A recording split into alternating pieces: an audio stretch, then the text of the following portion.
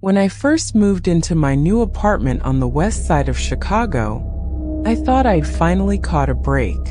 Cheap rent, nice view, quiet neighbors. Everything looked normal until the second night. I was unpacking when I noticed something strange. At the end of the hallway there was a door. A plain white door with a silver handle. But that door wasn't on the floor plan my landlord emailed me. I checked again. Bedroom, bathroom, kitchen, living room. No extra space. No extra door. No hallway extension. But the door was real. And I swear, it wasn't there the day I moved in. I tried the handle. Locked. Something inside me whispered, "Good. Keep it locked." But at 2:14 a.m., I woke up to the sound of that doorknob slowly turning. Metal scraping. Click, click, click. Like something on the other side was trying different angles. I held my breath, staring down the hall from my bed. The door didn't open, but it stopped turning the moment I looked at it. I didn't sleep the rest of the night. The next morning, I asked the landlord about the door. He laughed like I was joking. "There is no extra door in that apartment," he said. "Have a good day." But when I turned to leave, his smile dropped instantly. He grabbed my wrist tightly and whispered, "Whatever you think you saw, don't open it." Then he shut the office door behind him. I wanted to leave after that, but moving again would have ruined me financially. So I stayed. And the door stayed too. On the fourth night, I heard something knocking from behind it. Slow, soft, like fingertips tapping the wood. I tried blasting music. Didn't matter. The tapping got louder, more impatient, more human. I shouted, "What do you want?" It stopped immediately. Then something whispered from behind the door, "You." For a whole week the door didn't make any sound. No tapping. No turning handle. Nothing. I began to convince myself I imagined everything. Until the night the lock clicked open by itself. The click wasn't loud, but in the silence of my apartment, it felt like a gunshot. I slowly walked into the hallway. The door was open only an inch. A perfect black empty slit.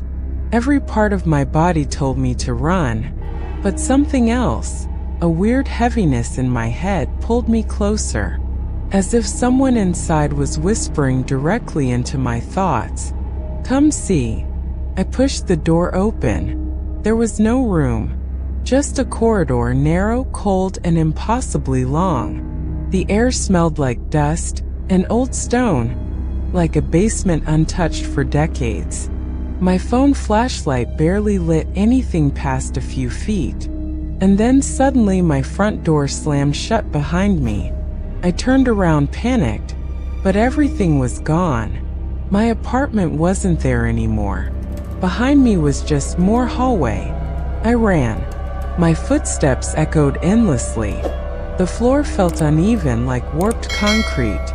The walls were covered with scratch marks, hundreds of them, like people had tried to claw their way out. At the end of the hallway, I saw a door. My door. Finally, relief washed over me and I sprinted toward it. I grabbed the handle and pulled it open. But it wasn't my apartment. It was the same hallway again. Repeating. Endless. A looping maze. I screamed until my throat burned.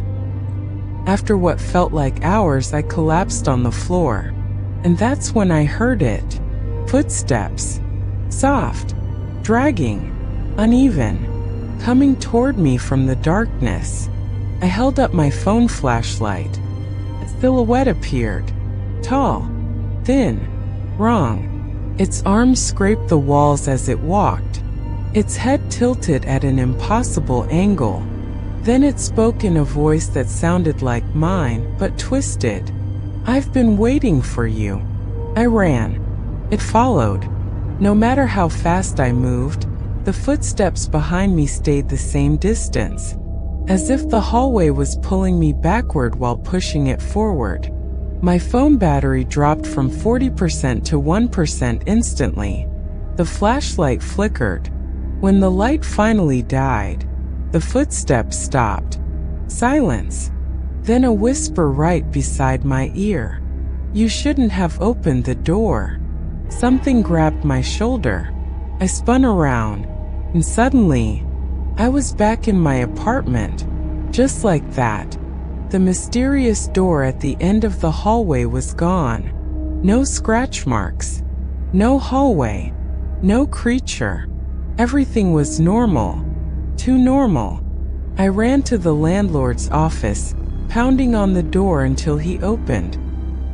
He looked at me with exhausted eyes and said, "It lets you go? Then you need to listen carefully." He slid a photo across the counter. It was an old black and white picture of the apartment building from the 1950s. In the picture where my hallway should be, there was a third-floor storage room, a room that had been sealed after multiple tenants disappeared. "It doesn't always appear," he explained.